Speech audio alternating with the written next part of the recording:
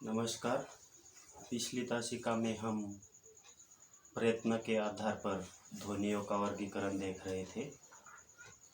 उसमें ए आभ्यंतर प्रयत्न और बी बाह्य प्रयत्न। बाह्य प्रयत्न के अंतर्गत विद्वानों ने ध्वनियों के वर्गीकरण को 8 भागों में विभाजित किया था। उसमें हमने विवार, संवार, श्वास, नाद, अघोष ध्वनि यहाँ तक अध्ययन किया था। अब इसके आगे देखेंगे घोष ध्वनि 6 नंबर का। जिन ध्वनियों के उच्चारण में स्वरयंत्रियों से निकलने वाली हवा बाधित होकर या कंपित होकर निकलती है, तब निकलने वाली ध्वनियों को घोष ध्वनि कहा जाता है। वर्णमाला में नाद का दूसरा नाम घोष भी है। वर्णमाला में प्रत्येक वर्ग के तृतीय, चतुर्थ और पंचम वर्ण इसके प्रमुख उदाहरण माने जाते हैं। उदाहरणार्थ ग, घ, ज, झ, द, ध। यह जो ध्वनियाँ है वह घोष ध्वनियों के अंतर्गत आती है। इसके अगला 7 नंबर अल्प प्राण ध्वनि। प्राण का अर्थ वायु है, अर्थात अल्प सा प्रयत्न होता है। इसमें उन ध्वनियों को अल्प प्रमाण ध्वनि कहा जाता है या अल्प प्राण ध्वनि कहा जाता है। यानी कि हम जब इन किसी ध्वनियों का उच्चारण करते हैं तो उसमें समय थोड़ा कम लगता है, इसलिए इसे अल्प प्राण ध्वनि कहा जाता है।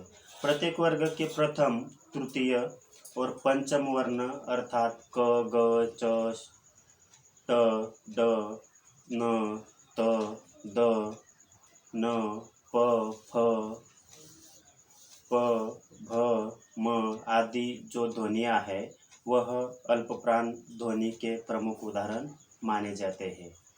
तीसरा है 8 नंबर है महाप्राण ध्वनियाँ। इन ध्वनियों का जब उच्चारण करते हैं तो इसमें समय जो है वह ज़्यादा लगता है। यानी कि उस पर जो हम ध्वनि निकालते हैं तो ज़्यादा जोर दिया जाता है और उसे समय ज़्यादा लगता है। जिन ध्वनियों के उच्चारण में वायु की मात्रा जो है वह अधिक लगती है उन्हें महाप्राण ध्वनि कहते हैं।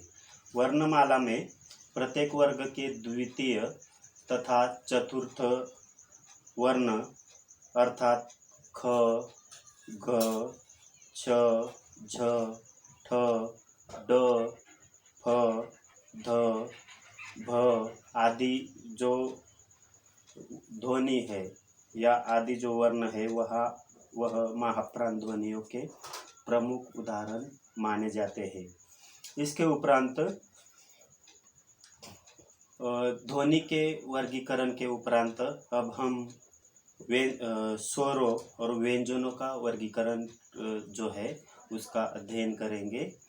भाषा वैज्ञानिकों ने उच्चारण ध्वनियों को मुख्यतः 2 भागों में विभाजित किया है मुख्य रूप से, जिसमें स्वर और व्यंजनों का समावेश होता है। स्वर और व्यंजनों का मुख्य आधार श्वास होता है, अर्थात निकलने वाली हवा कहाँ बाधित होती है और कहाँ नहीं, इस आधार पर ध्वनियों के स्वर और व्यंजन जैसे 2 भागों में विभाजित किया है। तो प्रथम हम स्वर को देखेंगे। जिन ध्वनियों के उच्चारण में निकलने वाली वायु जो है वह बिना किसी रुकावट के तथा रोकथाम के मुख से विवर से बाहर आती है, तब उच्चारित ध्वनियों को स्वर कहा जाता है। अथवा निकलने वाली वायु अबाध गति से बाहर निकलती है, तब उसे स्वर कहा जाता है। स्वर इसके उदाहरण है अ, आ, ई, उ, रू, ए, ऐ, औ, ओ, औ आदि इसके प्रमुख उदाहरण है। अगला है व्यंजन। जिन ध्वनियों के उच्चारण में निकलने वाली हवा जब रुकावट हवा में या वायु में रुकावट होती है तब उच्चारित ध्वनियों को व्यंजन कहा जाता है। अथवा जिन ध्वनियों का उच्चार स्वतंत्र रूप से न होकर किसी की सहायता के द्वारा उच्चारित किया जाता है या किसी की सहायता से किया जाता है तथा निकलने वाली वायु जो है वह बाधित होती है तब उन्हें व्यंजन कहा जाता है। उदाहरणार्थ क से लेकर पूरे कंठ ध्वनियों से लेकर ऊष्म ध्वनियों तक के जो भी व्यंजन है वो सभी व्यंजन इसके अंतर्गत आते हैं। उदाहरण के तौर पर देखेंगे क, ख, ग, घ, च, श, ज, झ, ट, ठ, ड, ढ, त, थ, द, ध, न आदि सभी ध्वनियाँ सभी व्यंजन जो है वह इसके अंतर्गत आते हैं। भाषा वैज्ञानिकों ने स्वर और व्यंजनों का सुव्यवस्थित अध्ययन करते हुए दोनों को विविध भागों में वर्गीकृत करने का प्रयास किया है या वर्गीकृत करना चाहा है, जिसका वर्गीकरण इस प्रकार से है। स्वरूप सर्वप्रथम हम स्वरों का वर्गीकरण देखेंगे। भाषा वैज्ञानिकों ने स्वरों को मुख्य रूप से 3 भागों में वर्गीकृत किया है। जिसमें जिह्वा के विभाग, जिह्वा की ऊंचाई, होठों की स्थिति आदि का समावेश होता है। सर्वप्रथम पहला देखेंगे जिह्वा के विभाग। इस स्वर ध्वनियों का उच्चारण करते समय स्वर ध्वनि या जो है उनका उच्चारण करते समय जिह्वा का अग्र भाग जो है वह मध्य भाग तथा पक्ष भाग स्मित उठकर ध्वनियों का उच्चारण करता है। उस आधार पर जिह्वा को 3 तरह से उच्चारण में सहायक होना पड़ता है। उसमें जब स्वर उच्चारण में अग्रभाग सहायता करता है तब ई, ए, ऐ जैसी ध्वनियों का निर्माण जैसी स्वर ध्वनियों का निर्माण होता है। और जब जिह्वा का पक्ष भाग स्वर उच्चारण में संयोग देता है तब आ, उ, ओ, औ जैसी स्वर ध्वनियों का निर्माण होता है। और जिह्वा का मध्य भाग जब स्वर उच्चारण में सक्रिय होता है तब केवल अ स्वर का उच्चारण होता है। इसलिए विद्वानों ने अ को मध्य स्वर कहा है।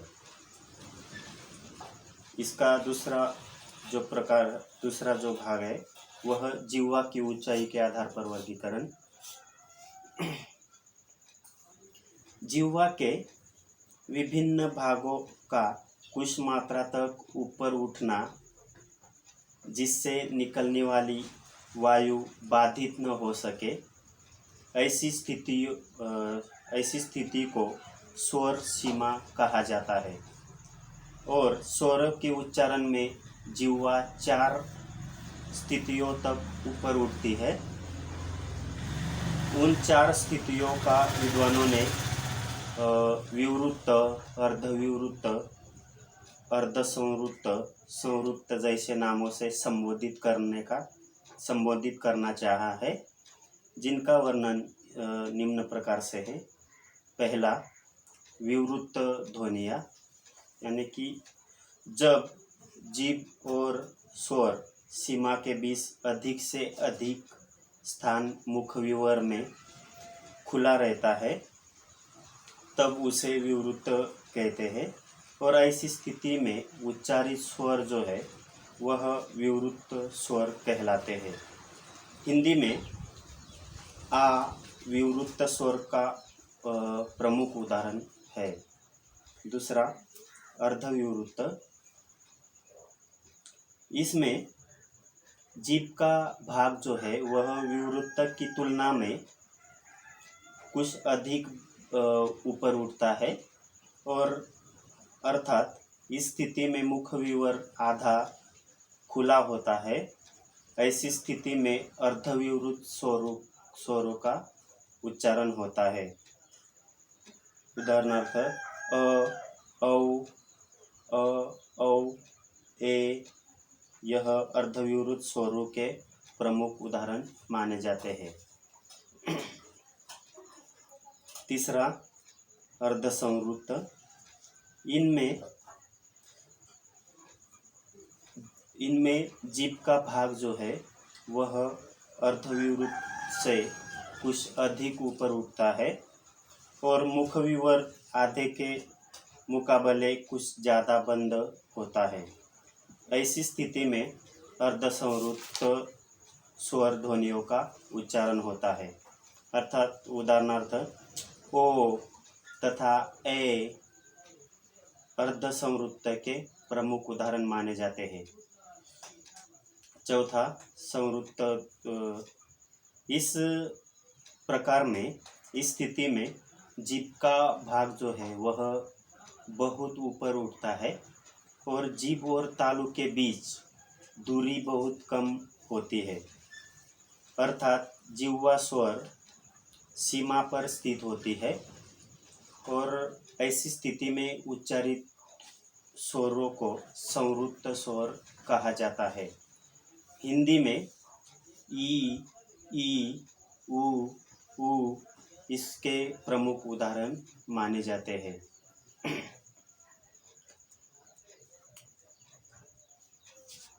तीसरा प्रकार जो है वह स्वर के वर्गीकरण में जिह्वा के विभाग पहला, और दूसरा जिह्वा की ऊंचाई, तथा तीसरा जो प्रकार है वह ओठों की स्थिति के आधार पर वर्गीकरण,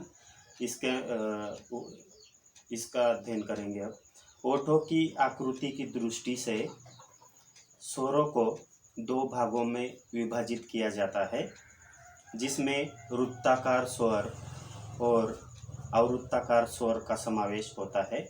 इस विभाजन का प्रमुख कारण यह है कि कुछ स्वरों के उच्चारण में ओठ गोल होते हैं, तो कुछ स्वरों के उच्चारण में